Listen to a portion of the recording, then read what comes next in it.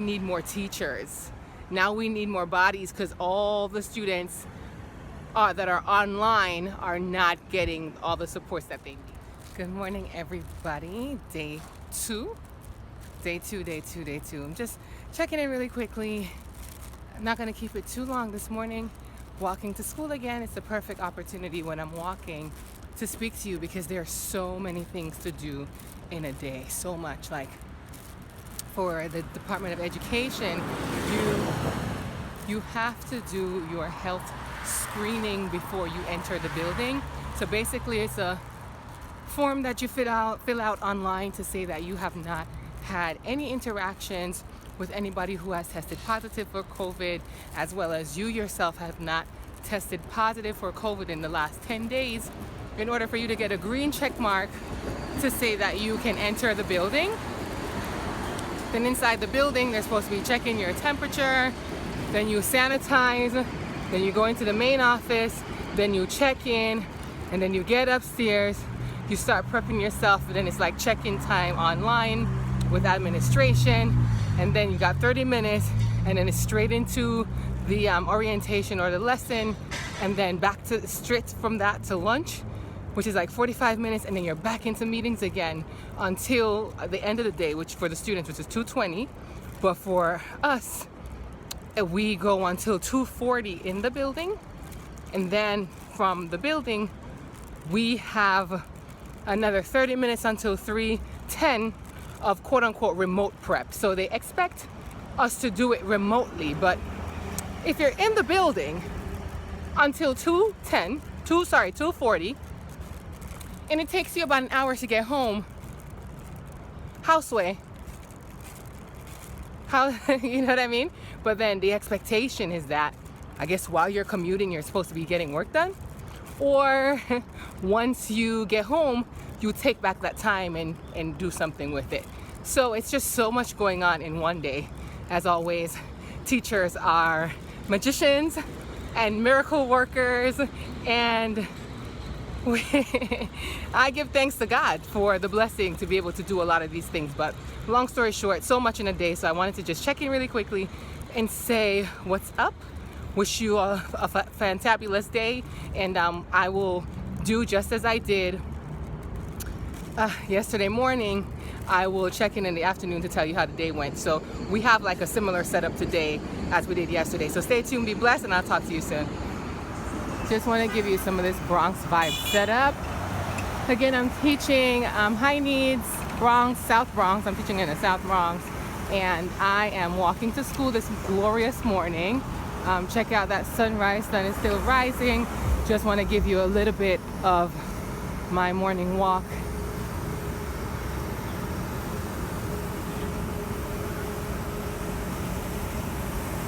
Yeah, it's a little messy out here, right? We need a cleanup crew. All right, guys, see you soon. Wanted to show you guys really quickly doing some decorating for this computer table board, and trying to give this camouflage board a little red touch. Got some quotes on the wall. Your greatest potential comes alive in community. So working on more space right now, working on the space. Just wanted to show you that. Yeah, got the sanitizer set up and the wipes and things so that students are safe. Here's my laptop getting work done. Talk to you guys later, and say hello to my beautiful Jade baby. Hello everyone, hello. End of day two. Found out today that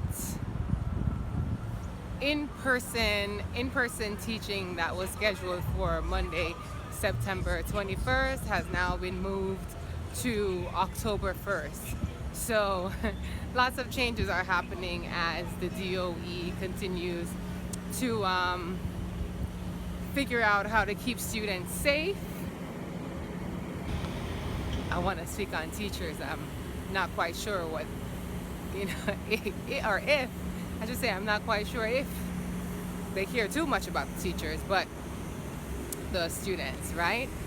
The students. So there have been a few reports that teachers are testing positive for COVID. And in addition to that, the amount of staff that it requires, I'll wait until this train passes. In addition to that, the amount of staff, manpower that it is required to staff the schools for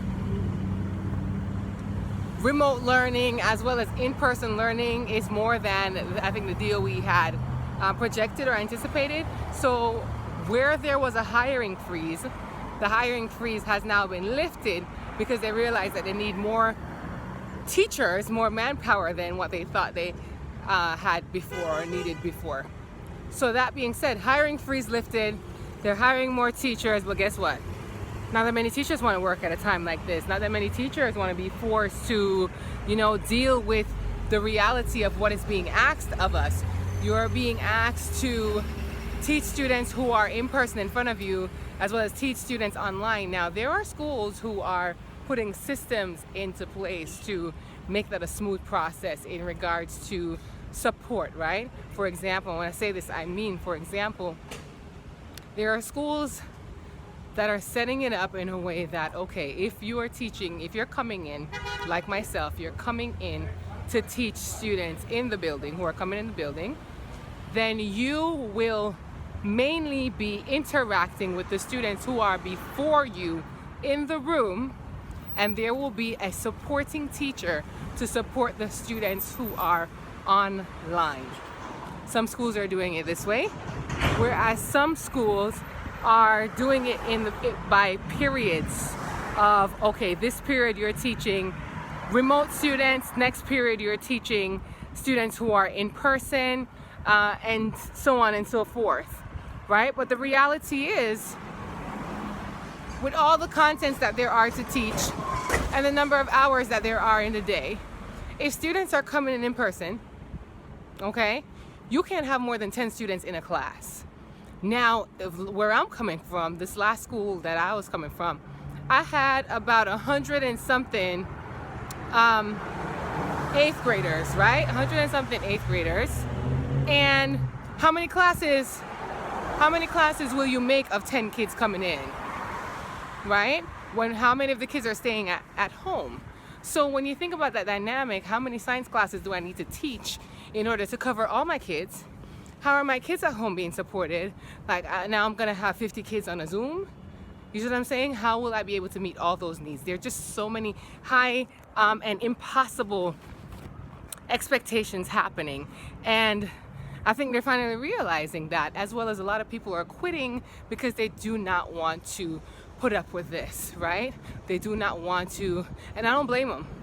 I don't blame them. If I was at a different point in my career, I would be making a different choice, but all is well. All is well. So in my case, in my situation, I am teaching students who will be in person, and then my co-teacher will be supporting students who are online in that moment, but I'm still responsible to check in and make sure students get the lesson.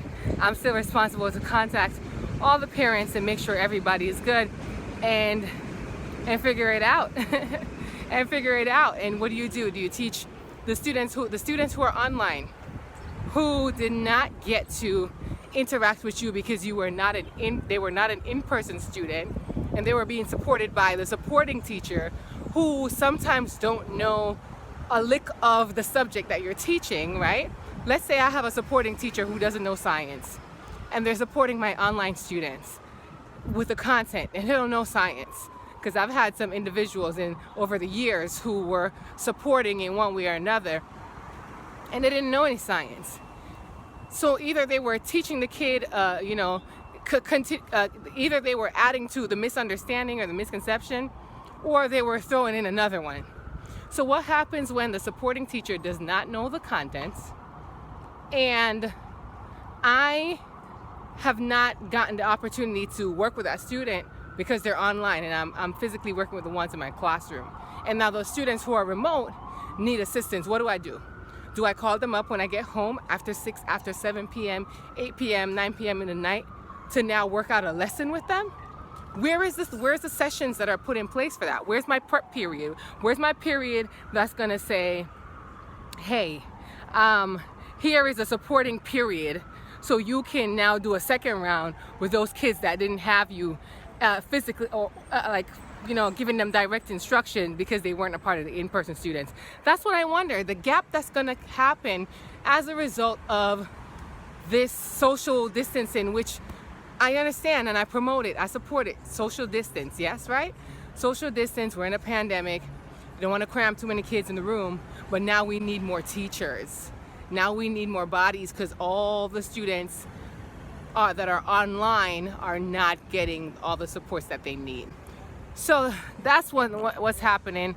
That's what's happening. They have pushed things, even more students back to remote right now, because they're, you know, trying to do the necessary work to keep the schools safe. And so instead of coming in on Monday for in-person school, students will continue to do remote until October 1st for the high school. And my school administration is trying to figure out, how are we going to support our learners, since now we're going to have more students online? And that's a big question. And so this is day 2. We had orientation just like we did yesterday in the morning. We engaged in some activities with the kids. Some get to know them, talk about culture, get to know where they're from, what's culture to them.